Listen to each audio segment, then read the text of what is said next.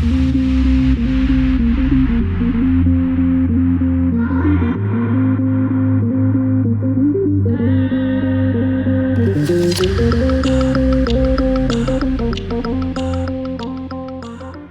to week 15. Damn, it feels good to be a gangster. We got our top four now.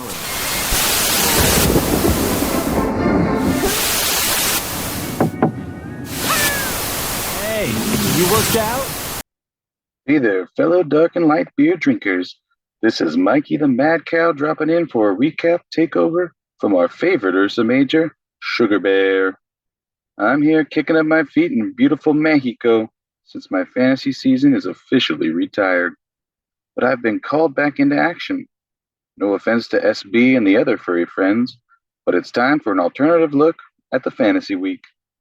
The playoffs are here and some upsets have occurred, but before we get to the matchups, let's give some love to those who didn't make the final eight. Unlike previous recappers, I like to get the juices flowing early with a shout out from our hottest tot of the week, the bodaciously buxom beauty, Miss Judy Bella. Hey there, Mikey. I hear you're looking for the hottest of hot to be your hot tot of the week. Thanks for thinking of me to bless the Dark and Light Beer Drinkers Fantasy Football League. Congrats to those who made the playoffs and are moving on. But today I want to give a special shout out to those who were left out. For all my power bottoms, this is for you. I hope I can be the one truly to lift your spirits. The season may be over, but there's still plenty of goodness to watch. Thank you again for choosing me, and good luck to the 4 teams still in it. Until next time, mwah. Woof. I guess wouldn't be any. Oh. Wouldn't be the Christmas shopping season if the stores were any less harder than they are. I couldn't have said it any better myself, Grizz. She is utterly delightful. Nothing says the holiday season like stuffing your face with a couple of sweet holiday hams. Move over, tots of yesteryear. The queen of the power bottoms is here to rule. Ciao, Bella. Speaking of power bottoms, our true top point getter of the week is an esteemed member of the PBs.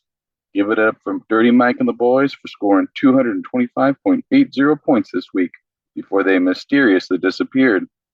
Unfortunately for Dirty Mike, the prize is only for those who make the playoffs. That being the case, our fill in El Fuego Hombre is... You gotta be milking me. It's Rob Knows. Not only does he get into the playoffs with less points than 4 of the 6 power bottoms, he's also had the least number of points against this season. The fantasy schedule makers sure do know how to pick him.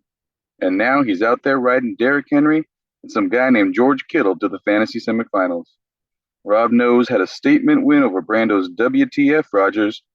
I'm so perplexed at how Rob Knows is doing it that I've invited our official number cruncher and my main man, Mr. Unlimited Shay Milligan, to explain.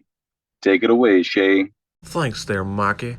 I too have been wondering how a guy with a 45-year-old statue for a quarterback is making his way through the season with one successful week after another. There had to be some mathematical equation to explain it all, so I set out to find the solution, and what I found is something truly magical. I started with the number of times he's won the league, and added the number of L's in his name. I took that number and subtracted it from the average age of the players he's drafted. Then I multiplied that number with the ratio of his ball sack droop to his van lift and add the number of times he misspeaks on this weekly recap.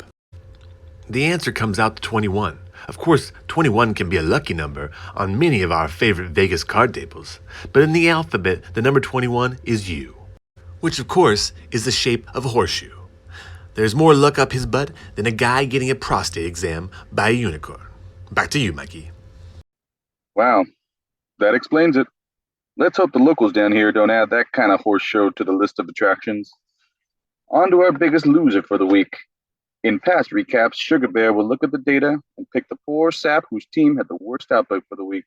But this week, I think we need to reevaluate the parameters.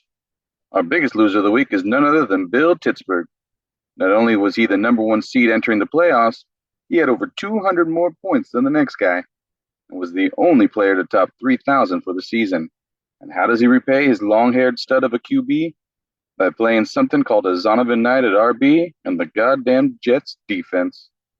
Those decisions cost him a win against the also very fortunate Wilforks and the chance to advance in the playoffs.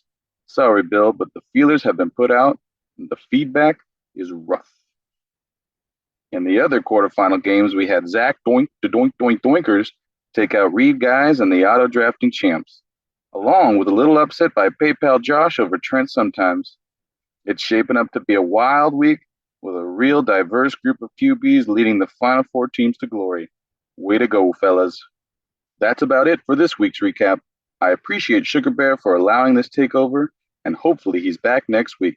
Merry Christmas to you all, and happy holidays. Ciao.